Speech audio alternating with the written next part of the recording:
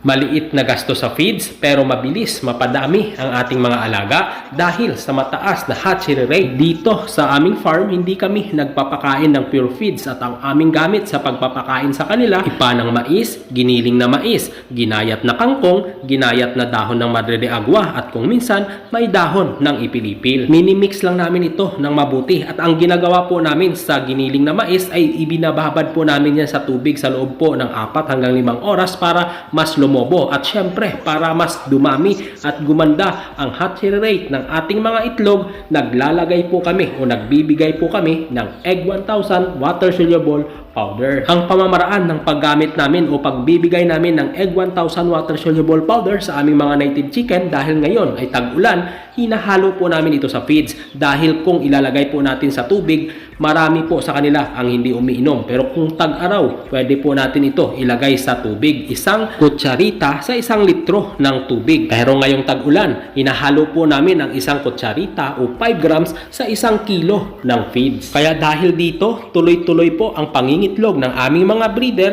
May nangingitlog, may napipisa po. Dahil sa ngayon, natural hatch pa lang po ang aming gamit. Kaya hindi pa sabay-sabay ang pagpapahatch namin ng aming mga sisiw. Pero kahit ganun pa man, maganda po ang kinalalabasan. Kaya ano pang inihintay nyo? Breeding season na para sa tuloy-tuloy na pangingitlog. Gumamit na ng Egg 1000 water soluble powder dahil fortified with selenium. Ang selenium po ay tumutulong upang mapaganda ang eggshell growth and immunity development. At hindi lang yan, ang Egg 1000 ay fortified with folic acid, good for feathers, growth, and high hatch rate. At ang folic acid is to improve oviduct development para sa tuloy-tuloy na pangingitlog ng ating mga inahin. Sa 20 pesos mo, 20 grams na. Sobrang sulit, di ba? Kaya mag-Egg 1000 ka na para sa mabilis na pagpapadami ng iyong mga alaga o egg production. Dahil sa Battlecock, lagi kang lamang.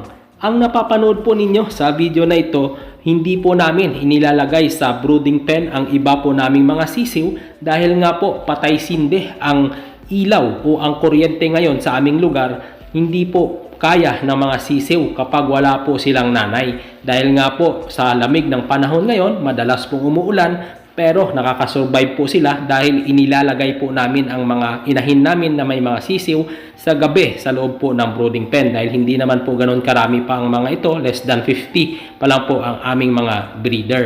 At sa ngayon po, ang iba ay nangingitlog pa lang at ito naman po ay magiging soon breeder na rin po ito. Nasa less than 100 po sila rito sa area na ito. At ito po ay pagdating ng December, mangingitlog na rin po ito. Pero naka-reserve na po ito sa isa sa follower ng Usapang Agri Negosyo. Ito po ang kagandahan ng gumagamit tayo ng Egg 1000 dahil mabilis po natin maparami ang ating mga alagang manok, mapabreeder o table egg man yan. Sa mga nais pong bumili ng mga vitamins at gamot, dalawin po ninyo ang aming shop sa Shopee, ang Usapang Agri Negosyo online shop. Maraming salamat po sa pagsuporta sa aming munting channel na ito at sa aming online shop.